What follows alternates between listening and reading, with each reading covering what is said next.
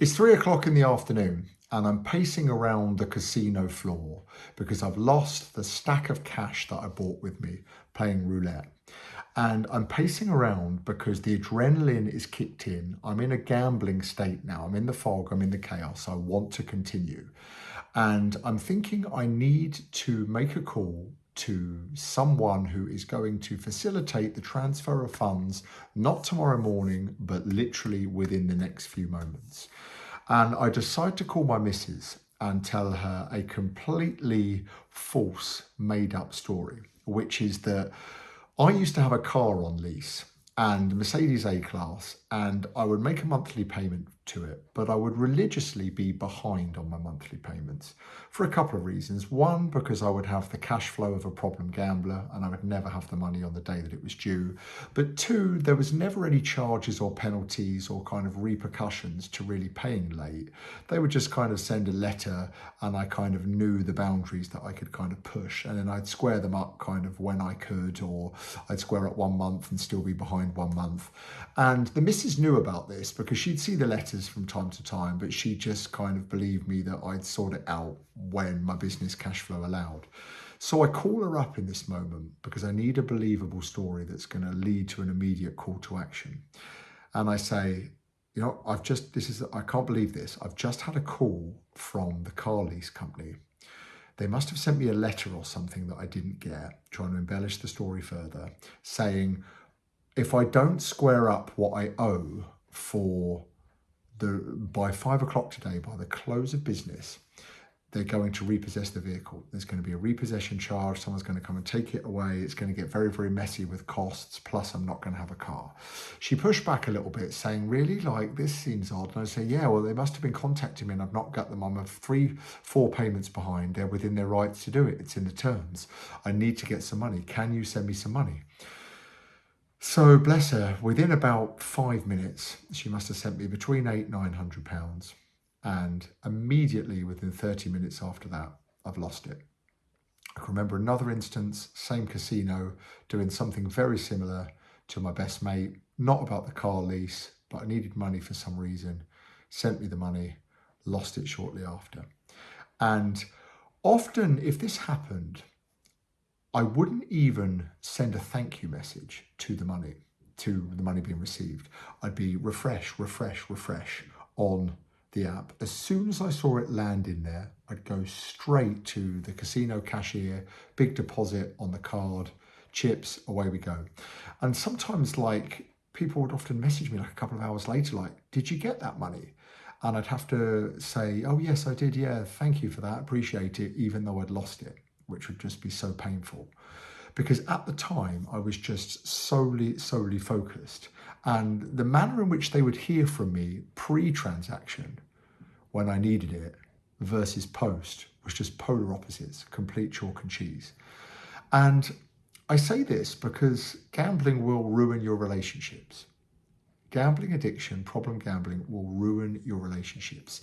It's, yes, you are, well, I feel like I was being run by a demonic entity, a parasite that is not you.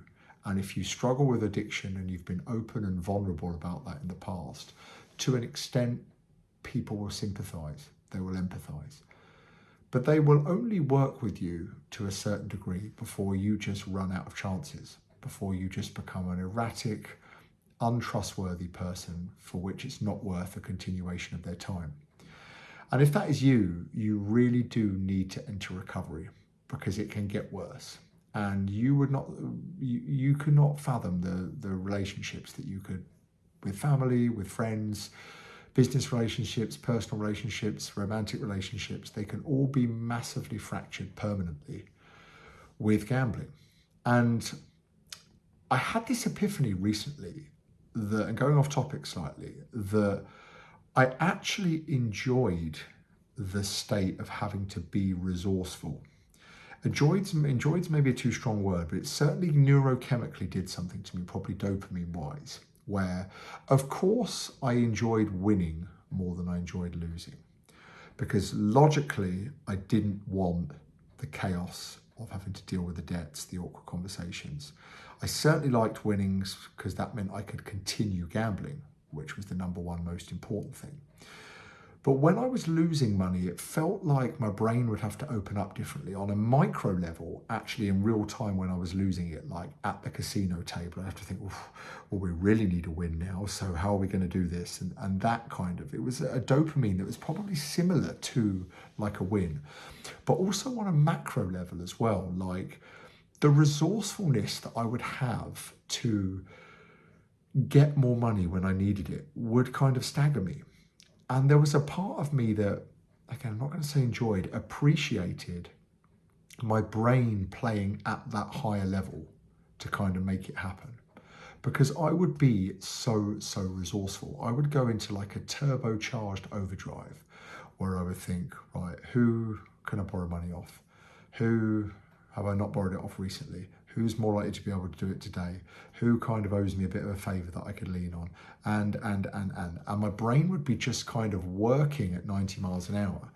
And, you know, day to day, there is kind of a mental laziness that you can kind of descend into like an apathetic state where there's not a lot going on. And you don't want the chaos, but in some ways, especially an ADHD trait of mine, I believe, the chaos is kind of better than just the boredom and the baseline, as ludicrous and as perverse as that sounds, because I hated letting people down. I really did hate not being able to look people in the eye because I was in debt to them, or telling them a lie to buy myself some time that we both knew wasn't true, and kind of just method acting my way because I just couldn't be honest about what I'd used the money for, or just felt that like if I could get it back to them in 2.5 weeks, I'd say 1 week, because I felt that they were going to kick off at 2.5 weeks, even though, to be honest, they probably would have just appreciated me being transparent and honest, because that was so rare. But yeah, it's multifaceted and it's incredibly complicated, gambling addiction. But the reason I make this video is to show that you would not realize where the bottom of relationships that you can destroy. Thankfully, I'm still with the missus that I referenced in the first story, and I'm still on incredibly good terms with my best mate, who I also mentioned with a similar scenario. But you do not want to push your luck, no pun intended. And if, like I say, if you are someone that struggles with gambling, smart people learn from other people's mistakes. And I've been a compulsive gambler for the wrong side of 1/4 century. And that's why I make these videos, to raise awareness about a problem that I only see getting worse. The trajectory of problem gambling is incredibly alarming. I don't see it getting any better with the younger generation. I get lots of messages day to day from all 4 corners of the world on other social media platforms of people that are just really struggling, in debt, still in their teens, with just feeling like they've got no way out. So if you know someone that struggles with this, please share this content with them. Or if you're just interested in these kind of topics, I really appreciate you watching. My name's Matt. I am a compulsive gambler, and I like to do these, like I say, to raise awareness. So if you can like the content, if you can subscribe, it helps me reach more people. I respond to all the comments I get. Truly grateful for all the engagement. Thanks so much for watching, and I will see you in the next video very soon. Take care.